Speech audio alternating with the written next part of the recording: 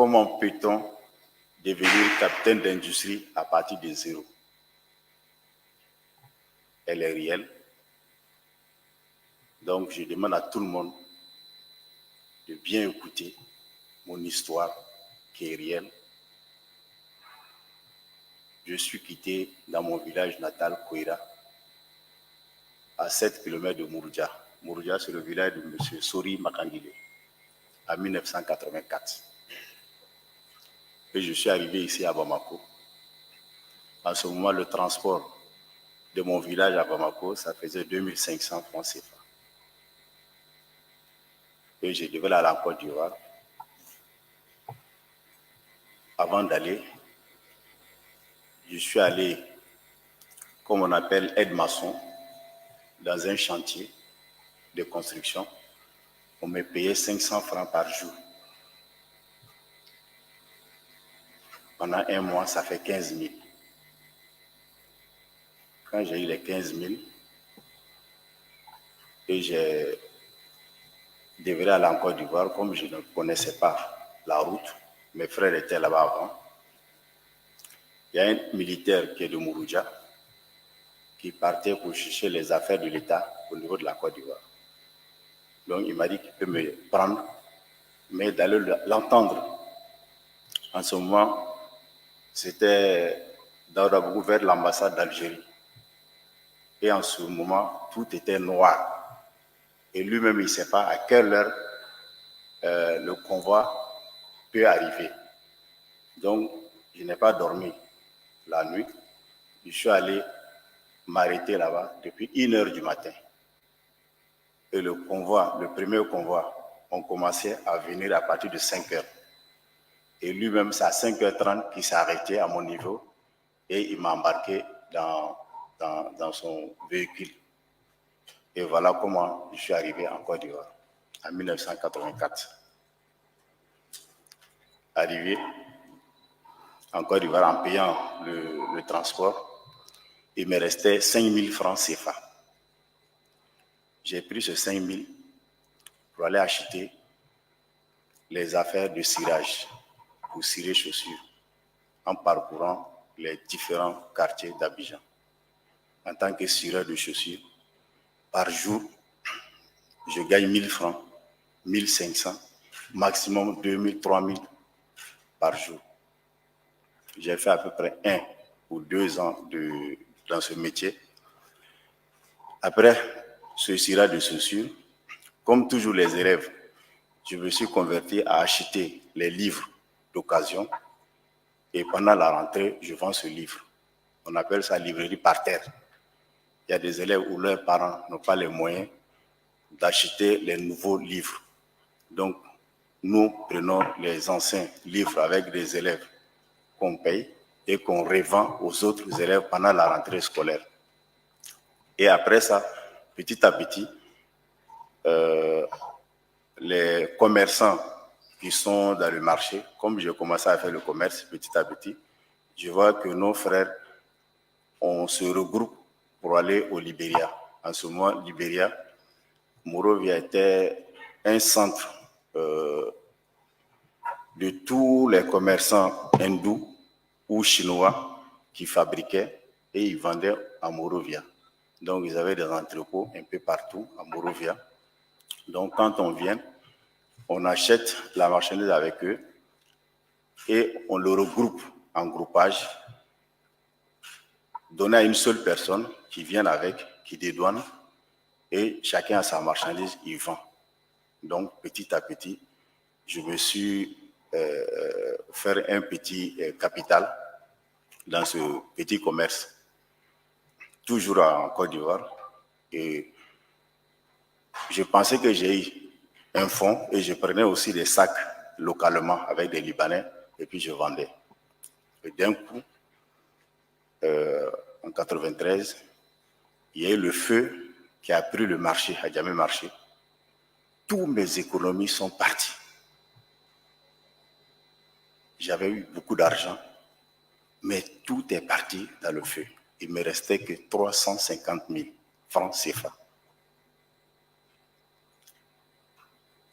Mais c'est la volonté de Dieu. avec ces 350 000, il y avait des personnes que je connaissais qui m'avaient confié leur argent pour dire je vais prendre le lendemain et la nuit le feu a brûlé. Donc tout l'argent qui était brûlé, qu'on appelait les biens mutilés, je suis allé avec ça au niveau de la BCAO en les expliquant. Et Dieu merci, la BCAO a pris ces biens mutilés et ils ont échangé. Mais comme cet argent ne m'appartient pas, je suis allé voir les différentes personnes pour dire ah, bien vrai, moi, j'avais que de la marchandise, mais je n'avais pas de liquidité. Donc, toute la machine a pris du feu, je n'ai plus rien. Mais votre argent, Dieu merci, je suis allé au niveau de la BCAO, ils ont pu échanger. Donc, voilà votre argent. Et parmi l'un de ce bénéficiaire, il m'a posé la question, mais pourquoi, si tu n'as rien, tu ne peux pas garder cet argent par devers toi? J'ai dit non, c'est ton argent, ce n'est pas mon argent. Donc, prenez, si j'aurais besoin, je vais venir vous voir, mais pour le moment, prendre, parce que je ne sais pas qu'est-ce qu'il faut faire pour le moment. Donc, j'avais mis dans ma tête pour encore immigrer.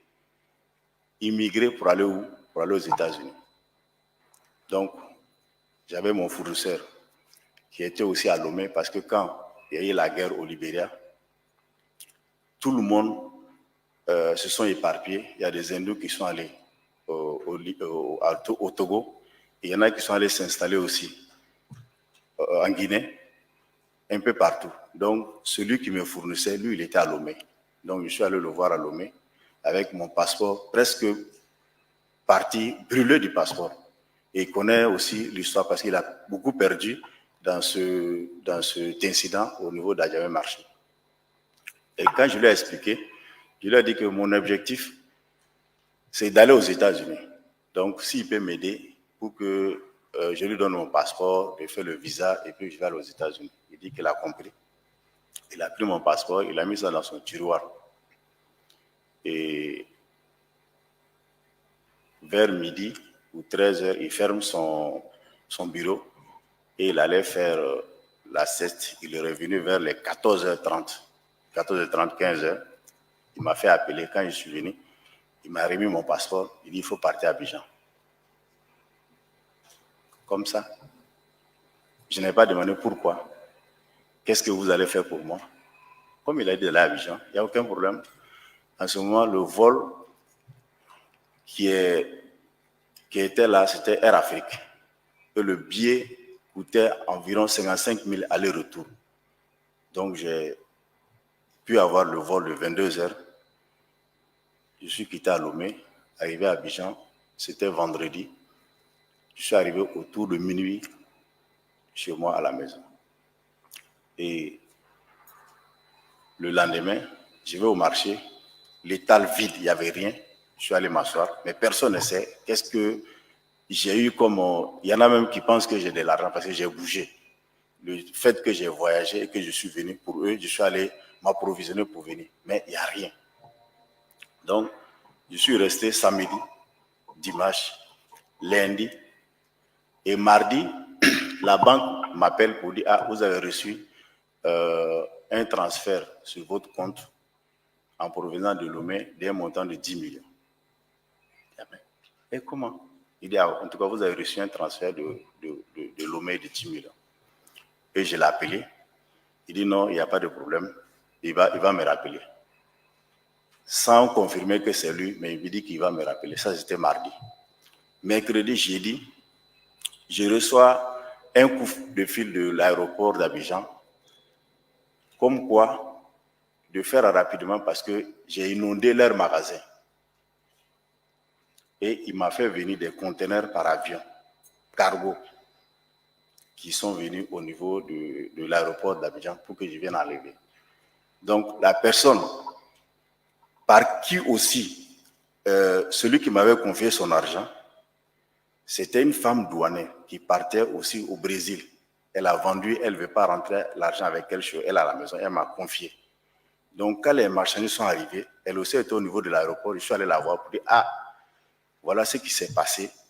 Vraiment, je voulais aller à l'Exode, je suis allé voir mon fournisseur à Lomé, voilà ce qui s'est passé. » En ce moment, l'administration ou la douane en Côte d'Ivoire, ce n'était pas compliqué. Et elle aussi, elle ne sait pas comment il faut faire pour me rendre heureux.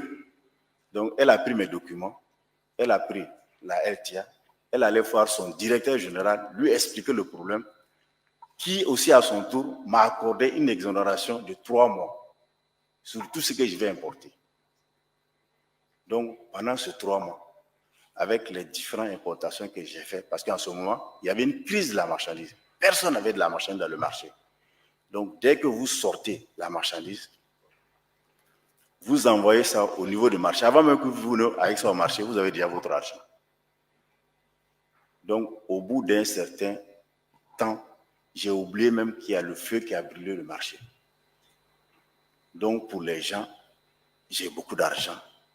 Il y en a pour d'autres même, c'est la comédie que j'ai jouée. Pour d'autres, je n'ai pas eu aucun problème, mais tout ça, c'est le fait de Dieu. Donc, j'ai continué à travailler avec cet hindou. Et en même temps, le même hindou, il m'a donné le contact de ses frères qui se trouvent au niveau de la Thaïlande, qui faisaient aussi les mêmes choses. Donc, je suis allé en Thaïlande pour voir ses frères, pour pouvoir m'approvisionner. Mais à cette période, ses frères, le montant que moi j'avais, qui pour moi est beaucoup d'argent, mais pour eux qui n'est rien. Parce que quand je vais dans leur bureau, je peux faire toute une journée, je ne peux même pas voir le commercial pour pouvoir discuter avec lui. Parce que lui, ils sont occupés avec les clients arabes, avec les clients venus d'autres continents, qui prennent des différents cargaisons. Il y en a même qui payent des bateaux avec eux. Or, pour moi, c'est un colis qui va partir en groupage. Donc, il n'a pas mon temps. Mais je ne me presse pas. Tous les jours, de mon hôtel, je prends taxi moto pour aller dans son bureau. Je reste jusqu'à ce qu'il finisse avec ses importants clients et puis après, il s'occupe de moi. Et j'ai commencé aussi ce business-là, petit à petit, au niveau de la Thaïlande. Par rapport à ce business, c'est là que j'ai connu mon jeune frère, Ibrahim Diawara, qui est ici, qui aussi était tenancieux. Parce qu'à Bangkok, qu'est-ce qu'on faisait? On faisait contrefaçon des t-shirts Lacoste.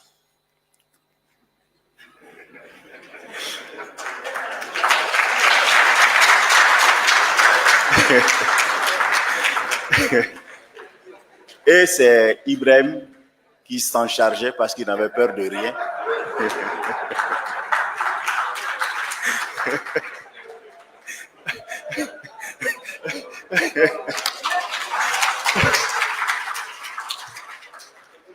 Donc, on prenait ce t-shirt-là, on mettait dans le conteneur et on amenait, on vendait. Et ça se vend comme du petit pain. Vous connaissez les commerces et les triangulaires. Quand j'entends les gens dire c'est chinoiserie, c'est contrefaçon, c'est du pipeau. Puisque mes propres Lacoste que j'amène de la Thaïlande, elles sont vendues à Paris. Mes propres Lacoste que moi j'amène en Côte d'Ivoire, on vient de m'acheter ce même Lacoste-là. On va les vendre à Paris. Et après, Lacoste, qui ne peut pas aller s'attaquer aux gens de la Thaïlande, viennent maintenant au niveau du marché de la Côte d'Ivoire pour venir nous traquer, pour venir ramasser tout ce qu'on a comme stock. Parce que pour eux, c'est la contrefaçon. Pour eux, on ne doit pas le vendre. Mais vous, vous êtes jeune, le business n'est pas facile. Quand quelqu'un vous dit que dans le business, on peut avoir de l'argent comme ça, ce n'est pas vrai. Il faut te battre.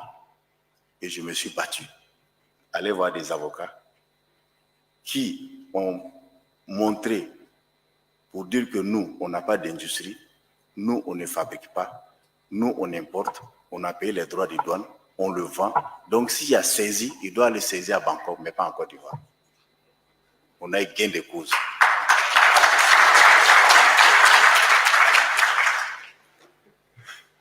Donc, en faisant ce petit commerce, petit à petit, le Mali organisait la Coupe d'Afrique des Nations en 2002. Donc, il y a eu une tournée du président de la République qui est allé en Côte d'Ivoire, M. Alpha Omar Konaré, qui nous a rencontrés pour lui de venir investir avec tous les avantages. Vous savez, l'État, il promet. Mais souvent, les promesses ne sont pas la réalité. Donc, je me suis adhéré, je suis venu au niveau de l'ACI. J'ai eu le terrain que j'ai acheté et je veux faire un hôtel pour pouvoir faire la canne. Et quand je suis arrivé, mon frère même qui est assis, qui était le président du comité d'organisation de la Coupe d'Afrique des Nations, M. Sori Magangile, et mes dossiers sont arrivés, il dit, mais mon frère, il faut être réaliste. La Coupe d'Afrique, c'est dans un an. Et comment vous allez faire un hôtel et puis finir dans un an? C'est pas possible, on peut vous donner l'exonération. J'ai dit, il n'y a aucun problème. Si vous me donnez, je suis preneur. Si vous ne me donnez pas aussi, ce n'est pas grave. Mais je vous dis que mon hôtel va être prêt pour la canne. Tout le monde dit, mais lui là, c'est un rêveur. Il ne peut pas. Il n'y a pas de souci. J'ai commencé les travaux. Au bout de 10 mois, l'hôtel est terminé, résidence Comé.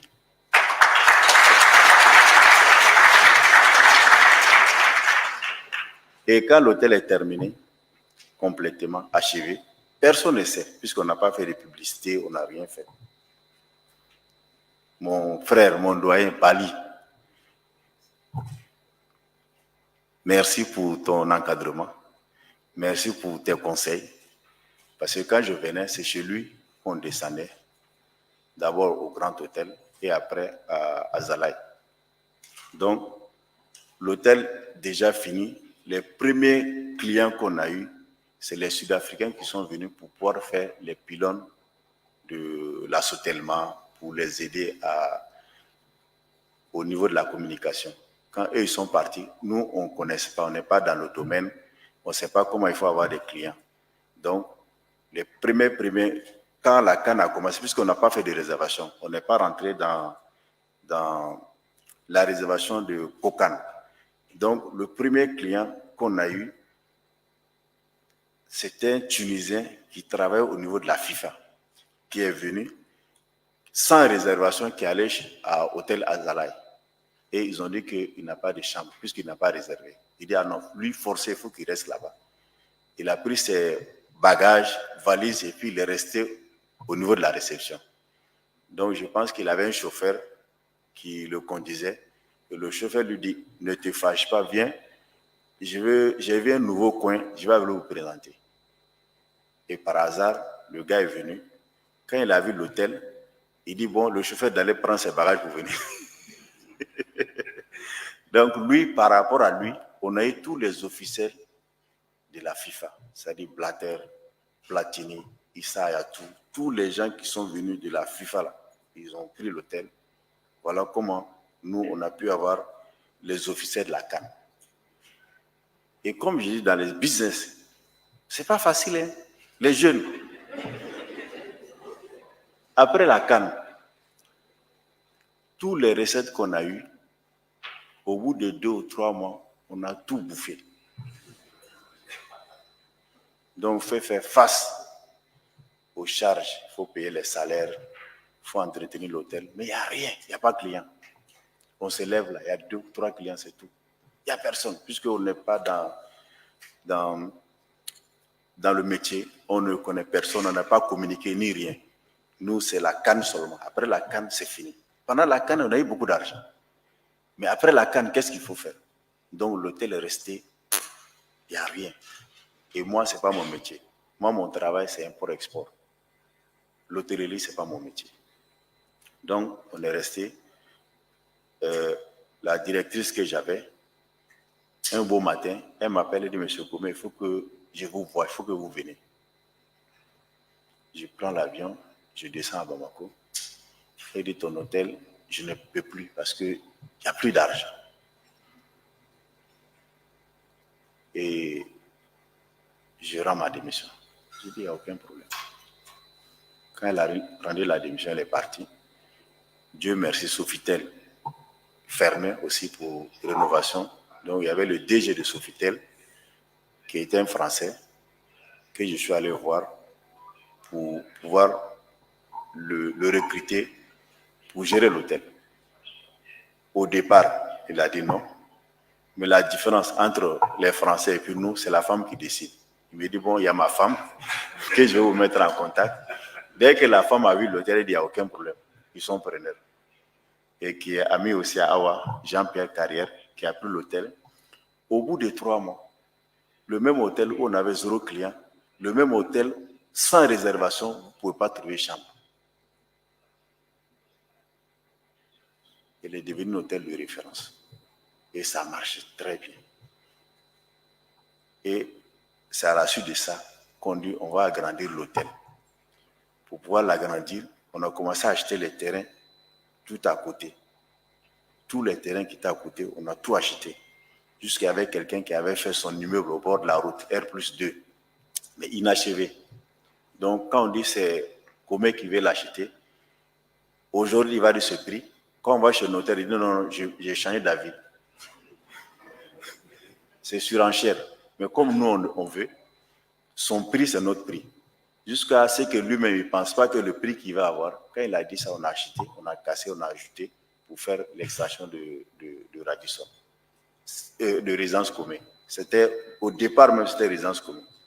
Donc, au moment qu'on était en chantier, dès qu'on a fini presque l'hôtel, c'est là que les Sud-Africains, il y a des Sud-Africains, Protea, qui sont venus, je crois qu'ils voulaient faire projet avec quelqu'un d'autre au niveau de l'ACI.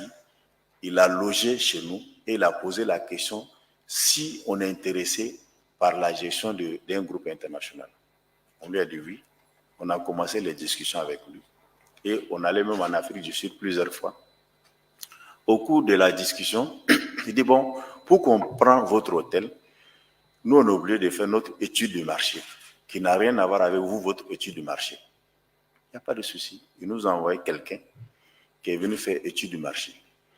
Quand il a fini son étude, avant de rentrer, puisque tous les jours, moi, j'étais là, il ne sait même pas que c'est moi qui le propriétaire de l'hôtel. Je le prenais, je sors avec lui, on va manger la nuit comme le matin.